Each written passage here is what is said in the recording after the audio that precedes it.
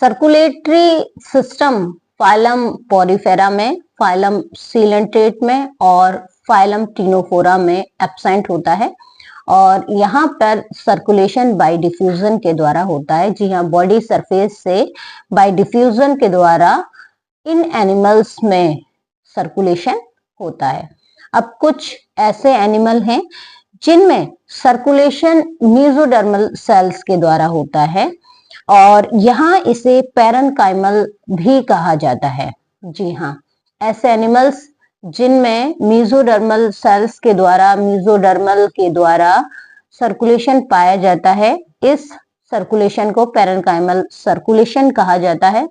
और phylum platyhelminthes में, phylum platyhelminthes में मेसोडर्मल के द्वारा क्या होता है, सर्कुलेशन होता है। तो circulation by mesodermal cells is called as parenchymal circulation और इस तरह का जो सर्कुलेशन है वो फाइलम प्लेटीहेल्मिन्थेस में पाया जाता है।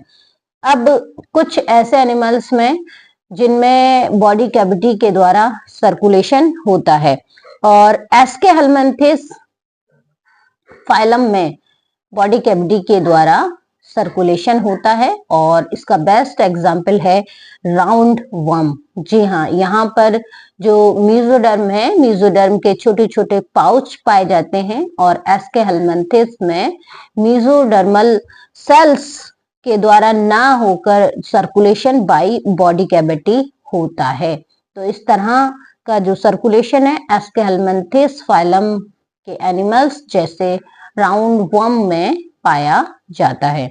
अब वैस्कुलर सिस्टम या जो सर्कुलर सिस्टम है ये दो तरह का होता है, ओपन एंड क्लोज्ड।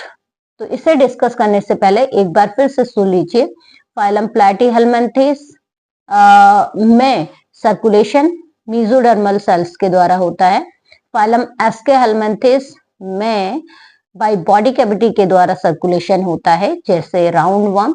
और फाइलम पॉरीफेरा, टीनोफोरा और सीलेंट्रेट के एनिमल्स में सर्कुलेटरी सिस्टम नहीं पाए जाते, यहाँ पर डिफ्यूजन के द्वारा सर्कुलेशन होता है।